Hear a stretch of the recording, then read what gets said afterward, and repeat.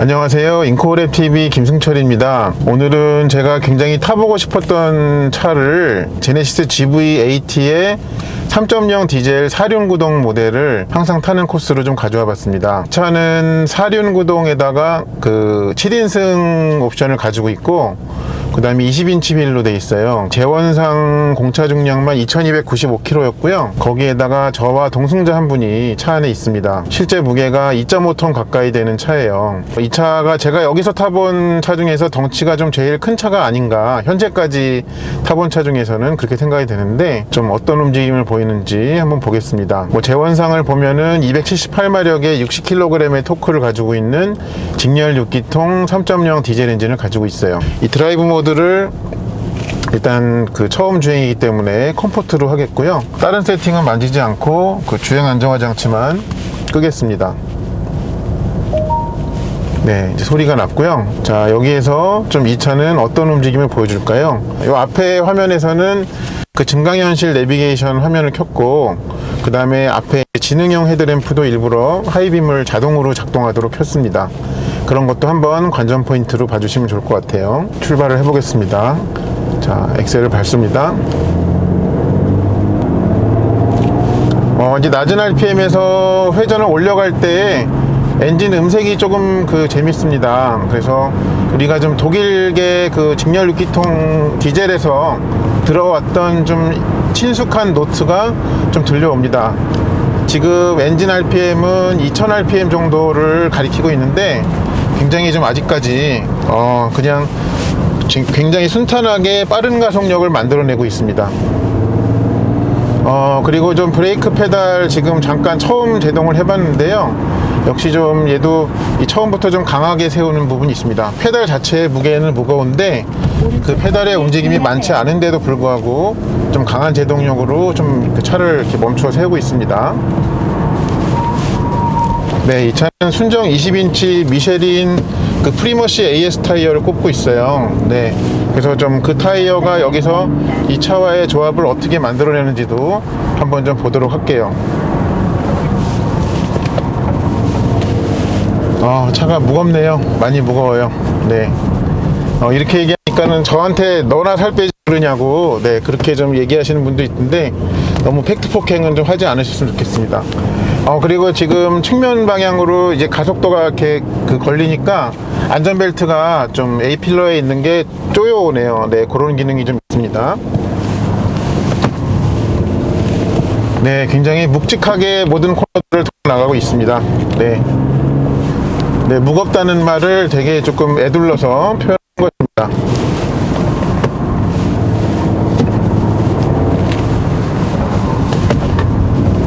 뭐가 좀 딱딱거리는 소리가 나는데, 제가 이걸 좀 미리 체크했어야 되는데, 또 어딘가에 좀 차 안에 있는 물건이 좀 있는 것 같습니다.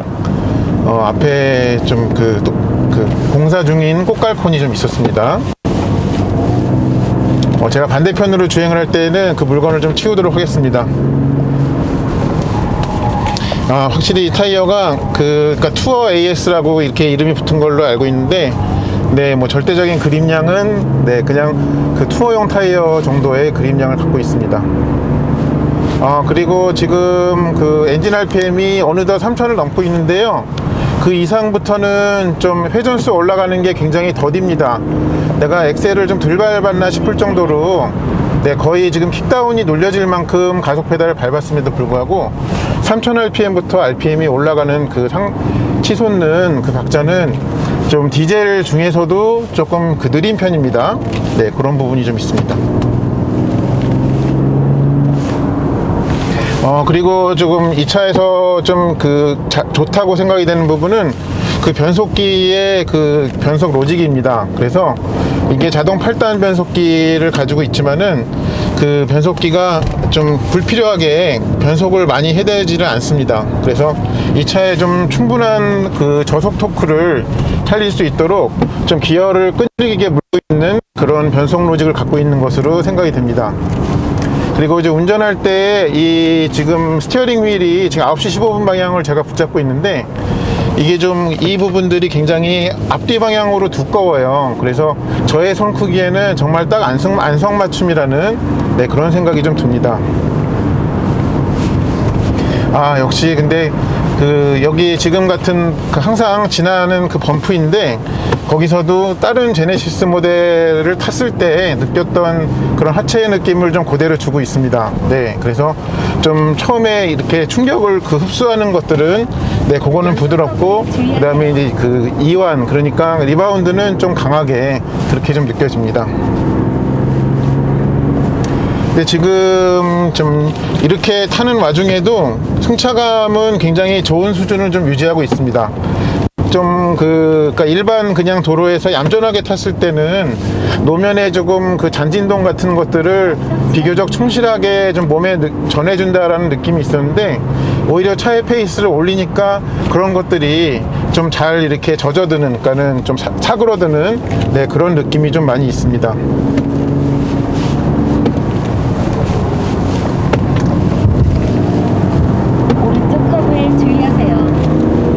네, 그래도 2.5톤 가까이 되는 거구치고는 네, 이 정도면은 좀 움직임을 잘 내고 있다고 생각을 합니다. 네. 네, 지금 이렇게 코너를 돌면서 엑셀을 밟으니까 지금 컴포트 모드로 나서 그런지 앞바퀴가 좀 더 열심히 일을 하는 그런 느낌으로 좀 차가 돌고 있습니다. 그러니까 앞바퀴에서 좀 더 이렇게 미끄러지는 소리가 좀 많이 나고 있습니다. 네, 이제 컴포트 모드로 탔을 때 좀 주행을 어느 정도 마치는 시점이 됐는데요. 네, 좀 여기서 좀 제가 얘기하고 싶은 부분들은 오히려 조금 차를 몰아붙이니까 승차감이 좀 더 좋게 느껴지더라. 좀 그런 역설적인 네, 그런 좀 특징을 갖고 있다라는 걸 말씀드리면서 일단은 컴포트 모드의 주행은 마치도록 하겠습니다. 이제 스포츠 모드로 다루어 보겠습니다. 드라이브 모드만 제가 좀 변경을 빨리 하고요. 이제 스포츠로 바뀌었죠. 네, 이렇게 하니까는 등받이 양쪽 볼스터가 이제 바로 조여오네요. 주행 안정화 장치만 끄겠습니다. 이 차의 묵직함은 컴포트 모드에서도 확인이 됐는데 이게 스포츠 모드로 탈 때는 좀 어떤지, 특히 제가 좀 궁금한 부분은 이 차는 뒷차축 중간에 ELSD가 전자 제어식 LCD가 순정으로 들어있다라고 사륜 모델에 돼 있는데, 그거가 스포츠 모드에서는 자기의 존재감을 드러내는지 그것도 한번 궁금합니다. 한번 주행을 좀 해보겠습니다. 스포츠 모드로 하니까 바로 달라지는 게 엔진 RPM 치솟는 게, 아까 컴포트에서는 3000rpm은 굉장히 넘어가서는 더뎠는데 지금 3000을 넘어서도 굉장히 좀 아까와는 다르게 엔진 RPM이 치솟고 있습니다. 네, 지금도 코너에서 이 안전벨트를 차가 자동적으로 텐셔너가 좀 조여주네요. 네, 그리고 브레이크 페달을 밟았을 때는 앞쪽이 좀 더 확실히 좀 강하게 멈춰 세우는 그런 반응이 있네요.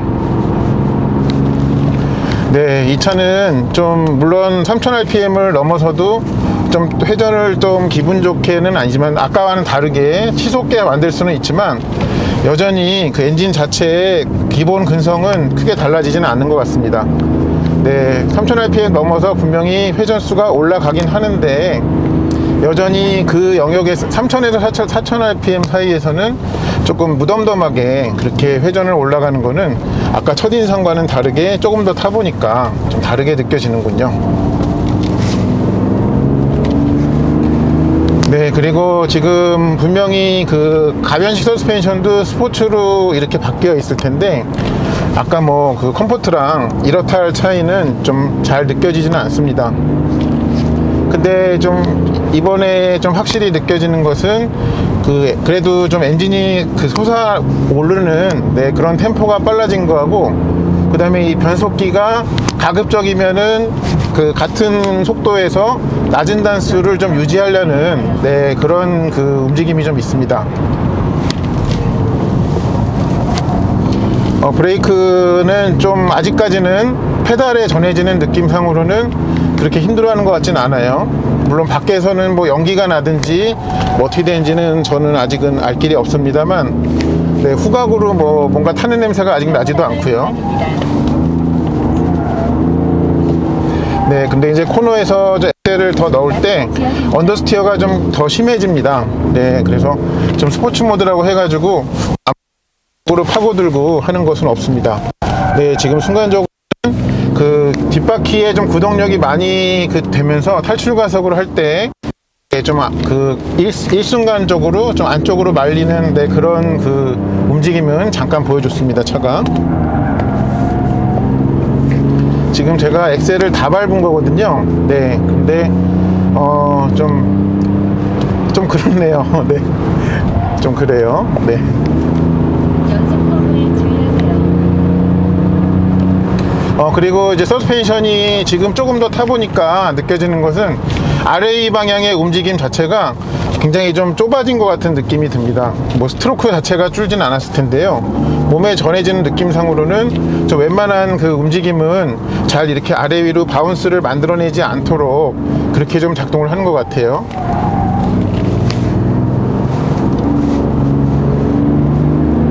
낙석 지역입니다.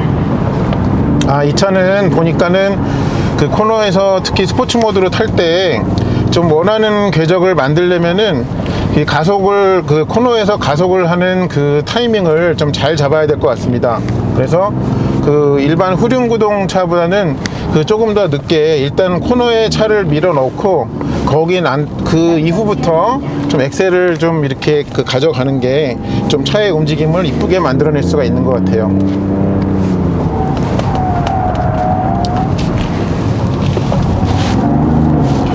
이렇게 좀 코너 안에서 이렇게 가속을 할 때는 또 뒷바퀴에서 좀 순간적으로 그 강한 구동력이 좀 이렇게 체결이 되는 것은 그 몸에 느껴집니다.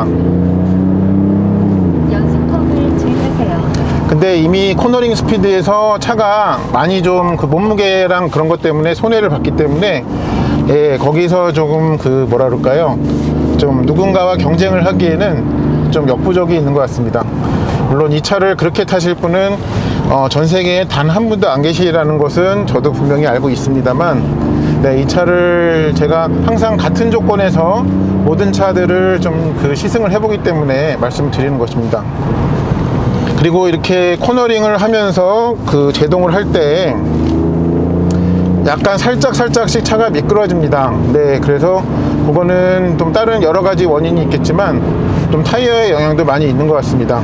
네, 그래서 좀 이렇게 그 제동을 하면서 코너에 들어갈 때 좀 횡방향의 어떤 좀 그러니까 일시적인 미끄러짐들이 자주 발생한다 하는 점들을 좀 말씀을 드릴 수가 있겠네요. 낙석 지역입니다.